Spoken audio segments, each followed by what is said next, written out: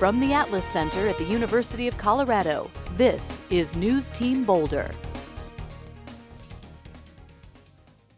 Hello and welcome to NewsTeam Boulder. I'm Haley Fritzen. And I'm Emily Taryn. Here's what's happening today.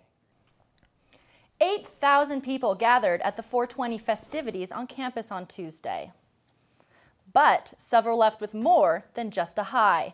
CU police handed out a dozen tickets for possession of public display or use of marijuana. Police issued a statement prior to that event that tickets would be handed out for any possession outside of Norland Quad. At least 3 of the 12 tickets were issued in other locations on campus. Students told the Daily Camera that they are determined to fight the charges and feel singled out in such a large crowd. Planet Earth had its own plans for Earth Day today, showering down on today's campus events. Student groups have several Earth-friendly events going on all day.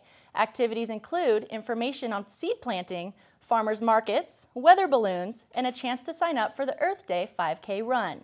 Due to bad weather, the groups will move from Norland Quad to the covered areas outside of the UMC. Flights are finally back in the air in Europe, but many industries are still feeling the effects of the Iceland volcano. The flower industry in Kenya is in their peak export season with Mother's Day around the corner. They are losing $2 million a day as long as flights are grounded. Trucking the flowers to Europe would compromise their freshness and would cost the country a lot more than air travel. Coming up, a group of students are giving tornado chasing a whirl this summer. And things are getting scrambled at the Engineering Center. If you're walking by the Engineering Center today, you might want to watch where you step. NewsTeam's Brooke Cummings reports on the annual egg drop competition.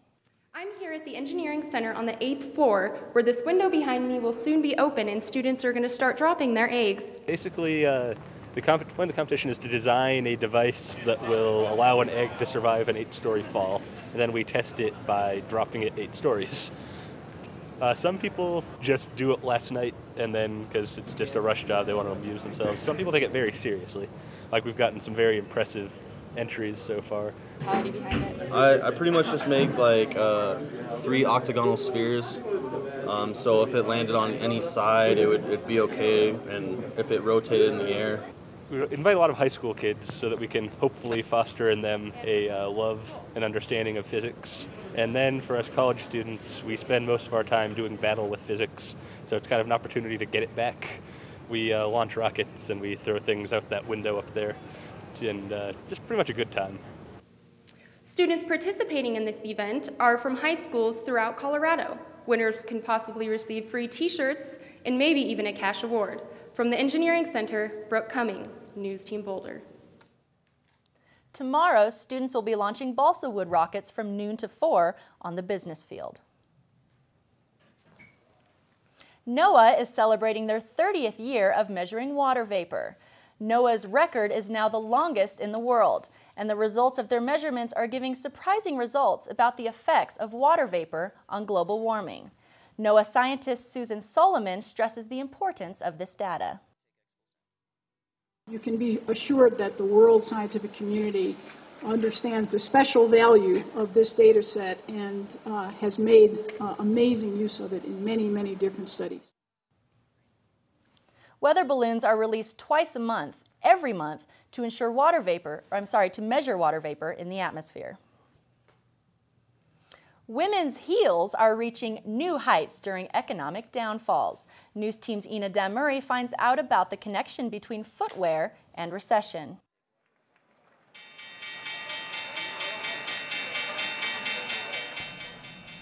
Forget using Dow as an indicator of where the economy is going. Instead, look at high heels. The author Elizabeth Semmelhack, who wrote Heights of Fashion, A History of an Elevated Shoe, says that women has a tendency to wear higher heels during a recession. She says that the height of the heel noticeably grew during the Great Depression, the oil crisis in the 70s, the dot-com bubble burst in 2000, and yet again this time around in this recession. Now, the late Alexander McQueen brought an all-time high 12-inch heels to his spring collection this year. But what does Boulder women think about wearing higher heels? I would say deep down, maybe I'm a sneakers and jeans kind of girl, but I do love wearing my heels. But when I came to Boulder, sadly I moved here from LA, and I have a lot of my heels in storage still because I just figured I wasn't going to need them. And then sometimes I'm like, no, I'm going to whip those puppies out and I'm going to wear them. And it just makes me feel good. Stilettos probably won't get you far on Boulder's hiking trails. However, there are many women who won't give them up no matter how low the economy gets.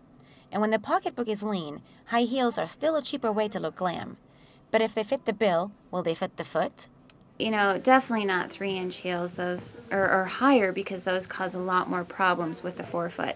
With the forefoot, meaning we can see higher incidence of neuromas, where the nerve is getting pinched by the metatarsal heads, higher incidence of metatarsalgia, which is basically diffuse pain over the metatarsal heads. The American Pediatric Medical Association reports that 42% of women admit they'll wear shoes they like even if they are uncomfortable.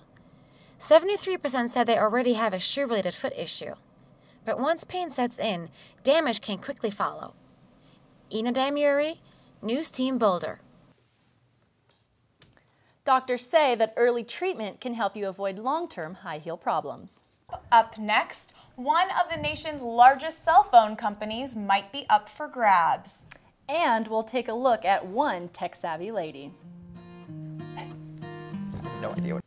We have good news for the economy this week. Housing sales are up and unemployment claims are falling. Sales of homes have increased more than expected at 6.8% after 3 months of decline. That brings the total to 5.35 million units last month, the highest since December. Initial employment rate claims are also down by 24,000 this week to a total of 456,000. Economists expected to see slightly better numbers but are still satisfied with the upward trend. Up next, a story about a cow on the loose on the college campus in Ohio. And we'll learn how to speak Australian.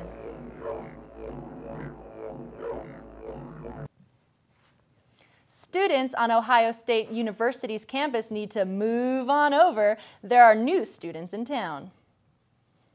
I'm walking back from class and I look on this field and I see 2 cows on there. OSU freshman Matt Donlan first thought he had walked into some sort of rodeo. So I'm like, maybe it's like a show or something. And then all of a sudden this lady is like walking, cow sees her and just rams her. He skipped class to watch as 2 cows circled around the middle of campus with police on their tails. Then they called the cops to help herd it into the trailer, which is very interesting. And then they've got it close quite a few times, but he's broke through and then it's a riot. The cattle escaped from a trailer during a visit to the OSU Veterinary School. The beef bovines found greener pastures in the city. Stubborn, they refused to be corralled. They tried everything. They tried to use the soccer goals to close them in. That never worked. One lasso after another. The first cow was finally caught. We don't know where the other cow is. I heard it might be at Target at the Lenox. The other crossed traffic on a busy bridge and settled under a shade tree. When she refused to give up her hiding spot, vet students called in the Columbus Zoo. Livestock are dangerous. If he's charging, you better move out of the way. But a good laugh became suddenly serious after OSU police say the second cow injured an officer inside his car. They resorted to a tranquilizer gun, which they call a loud but humane solution. Well, they get really scared, so the biggest thing is to calm them down and to make sure the population and everybody knows that these animals are not dangerous on an everyday basis. Students say Columbus just may be a cow town after all. And who says Columbus is boring? This is not the typical day at Ohio State University, that's for sure. No students or cows were harmed in the making of this news story. Thank you for watching. This has been our final newscast. It's been a pretty good semester. I would have to agree. I'm kind of sad that it's over, but as always, you can find us at the web at newsteamboulder.org if you haven't had enough of us already. Have a great summer.